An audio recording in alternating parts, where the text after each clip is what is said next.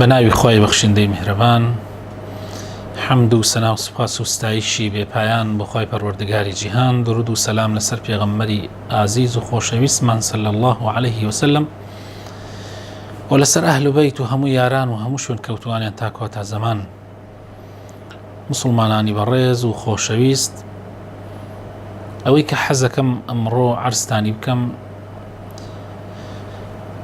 بابەتێکە دەربارەی بەکارهێنانی وشەی تەلاق لەلایەن پیاوانەوە کە زۆر کێشە دروست ئەکات لە ناو کۆمەڵگاکەمانە و ئەبێتە مایەی تێکدان و پەرتەوازەیی چەندین خێزان و چەندین بنەماڵە. لەفزێکە لە ڕاستیە لە زمان دەرەچێ ئەبێتە مایەی کێشەیەکی زۆر، هەر لەفزێکە، بەڵام لەفزێکی خەتەر، لەفزێکی ترسناک. ئەگەر دیقەت بدەین، ئێمە بە وشەیەک جاری وا هەیە نێوانی کچ و کوڕێک یان کچ و کوڕێک ئەگەیەنین بە یەکتری بە وشەیەک. یعنی پێشە ئەگەر ئەو کوڕە لەگەڵ ئەو کچەیە ببینرێت، تەنانەت هەر بەبینینێکی ئاساییش سیرەکەی دەیەها گومانی پێ ئەبرێ، لەوانەیە جاری واش هەیە بگاتە حەدی ئەوەی کەوا کێشەی گەورە دروست ببێ، پیاو بکوژرێ، بەس بە دیتنێکی بەسیط، یعنی کە بە یەکۆ ببێنرێن. بەڵام پاش ئەوەی کەوا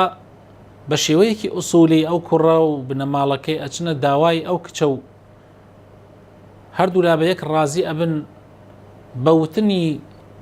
یەک وشەی ئەوە دام و ئەوە قبوڵم کرد، یعنی ئیجاب و قبول بە وشەی بە سێ وشە لە نێوانی کچ و کوڕێکە، بە شایەتی بە ئامادەبوونی وەلی کچەکە و شایەتی دوو کەس نێوانی ئەو دوو کچ و کوڕە بێتە نێوانێکی تر، دوای ببینرێن بە یەکەوە، زۆر ئاساییە و بەڵکو جێگای شانازیە بۆ خانەوادەی بۆ کچەکە و بۆ خانەوادەی کچەکە. ئەو کوڕە لەگەڵ ئەو کچەیە بێ و بیبا بۆ ماڵ و بە تەنها بە یەکەوە لە خانوویەکە بژێن، لە ماڵێکا بژێن و عەشرەتێک پێی سەربەرزە بێ و کە پێی ئەوترێ خێزان. جا وشەیە کە ئەوە هەمووی حەڵاڵەکە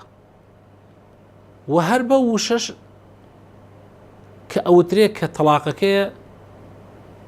هەموو شتەکان تێک ئەچێ، هەموو پەیوەندیەکان لە ناو ئەبرێن. بۆیە من لێرە وەکو ئامۆژگاریەک بۆ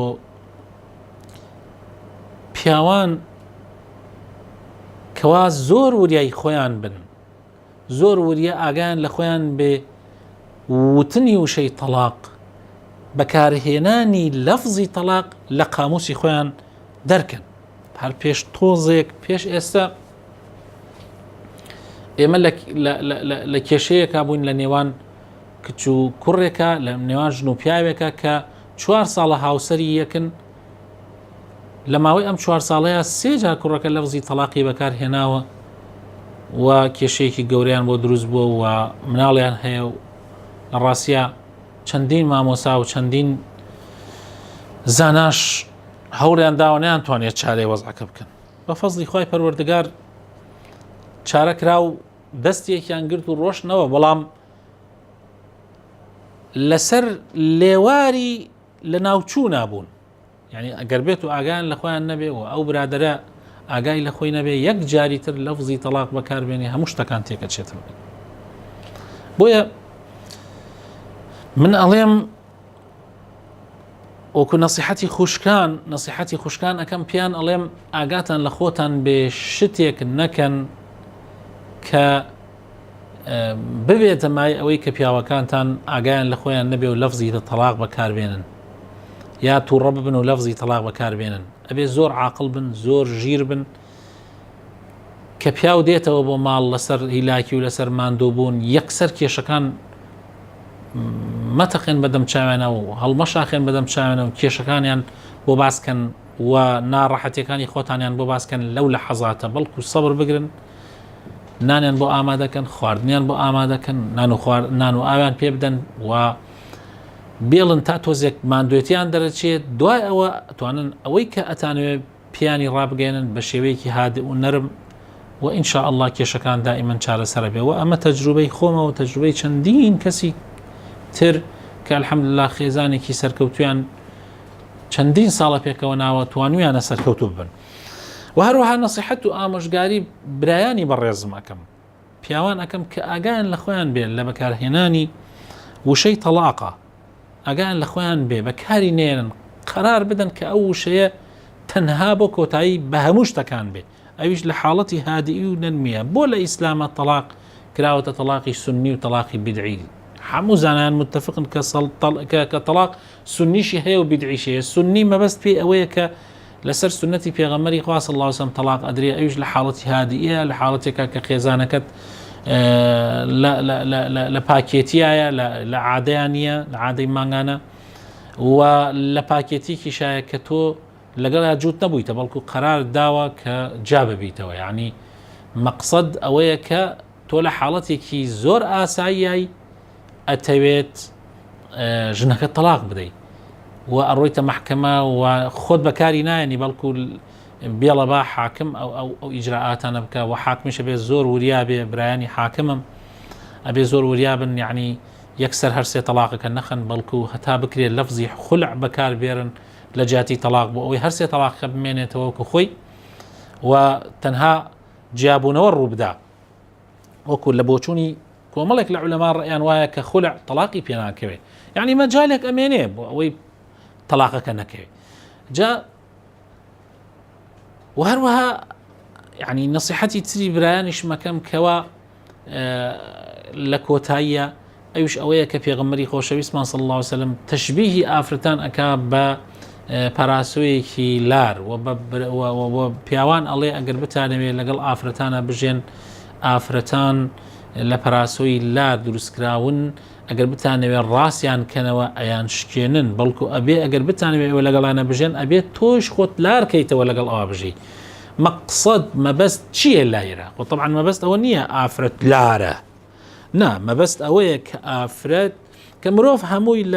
لە سۆز و لە عەقڵ پێک هاتووە لە ژیری لە عەقڵ و لە عاتیفە پێک هاتووە یعنی سۆز دیارە پیاوان ئەغلەب عەقڵیان زاڵە بەسەر سۆزداریانە بەسەر عاتیفەیانە بۆیە پیاو زۆربەی کێشەکان ئەکەوێتە ناوێەوە بە ئاسانی لێی دەرەچێ و گوێی ناداتێت چونکە عاتیفەی زاڵ نییە بەسەریا بەڵکو عەقڵی زاڵە بەسەر عاتیفە بەڵام لە هەمان کاتە ئافرەتان هەر عەقڵ و سۆزیان هەیە بەڵام سۆز زاڵە بەسەر عەقڵ بەهۆی زۆربەی ئافرەتان خی گەورە بۆیە وا دروستیانی کۆ بۆی بتوانن تەحملی مناڵ بکەن تەحملی ناڕەحەتیەکانی ناوماڵ بکەن دیارە هەرچی پیاو هەیە ناتوانێت نیو ئەوەی ئافرەتێکی پێ ناکرێ لە مڕاعاتکردنی بەڕێوەبردننی ماڵ و تەحملکردنی مناڵە خی گەورە ئەوەی داوە بە ئافرەتان سۆزیان زاڵە بەسەر عەقڵیانە بەڵام ئێمە پیاوان ئەبێت خواوا دروستی کردین عەقڵمان زاڵە بەسەر سۆزمانە جا ئەگەر بتەوێت تۆ یعنی ئافرەت بەهۆی ئەو سۆز و عەقڵەوە هەیە بەس ئەو سۆزەوە کە هەیەی کە غاڵبە بەسەر عەقڵەکەیە تۆزێک تەحملی کەمە سەبری کەمە لە بەرامبەر کێشەکان ئێمە ئەگەر بمانەوێت ژیانیان لەگەڵا ببینە سەر ئەبێ مڕاعاتی ئەو وەزع بکەین ئەبێ تەحملی ئەوە بکەین ئێمەش لە هەوڵ بدەین یعنی هەندێک لە عەقڵمان لە ڕاستیە جاری وا هەیە وەکو بڵێ هەندێک لە عەقڵ بخەلا سۆز زیاد کە بۆی بتوانی لەگەڵ ژنەکە تا بژێی وەکو کابرایەکە چێتە ماڵی ئیمامی عومەر خوای گەورەی لێ ڕازی بێت ئەوێش کاتی حاڵی خۆی بکە لە لای عومەری خەلیفەی ئیمانداران تا ئەویش لە دووتارێکی جمعەیە ئاماژە بۆ بکە کەوا ئافرەتان دەنگیان بەرز نەکەنەوە بەسەر پیاوانیانە بەڵام کاتێدا لە دەرگای ماڵی ئیمامی عومەر ئەبینی عومەری کوڕی خەتاب لە ماڵایە و ژنەکەی دەنگی بەرز کردوتەوە ئەو بۆڵە و قاڵە کە ئەم هاتۆش کاتی لەسەر بکە لە ماڵەکەی عومەری کوڕی خەتاب خۆشیە هەیە کاتی عمەر دەرەچێتە دەرەوە بە کابرا ئەڵێ فەرموو ئیشت چییە؟ ئەڵێ وەڵڵاهی من ئیشێکم هەبوو بەڵام ینی هەستەکەم ئیشەکەم سەر ناگرێ و سوودی نییە. وتی بۆچی؟ وتی وەڵڵا من ویستم تۆ لە جمعەیە ئامۆژگاریەکی ژنان بکەی لەسەر ئەوەی کەوا دەنگ بەرز نەکەنەوە بەسەر پیاوەکانیانە، بەڵام بۆم دەرکەوت ژنەکە خۆتیش هەروایە. ئیتر ینی جا ئەویش فەرمووی ئاخر برا بە ڕێزەکەم، ینی ژنان خاوەنی فەزلی گەورن بەسەر ئێمەوە، نان و چێشمان بۆ دروستەکەن، کەلوپەلم و جلوبەرگمان ئەشۆن، ماڵ و مناڵمان بۆ بەخێو ئەکەن، ناو ماڵمان بۆ تەرتیب ئەکەن.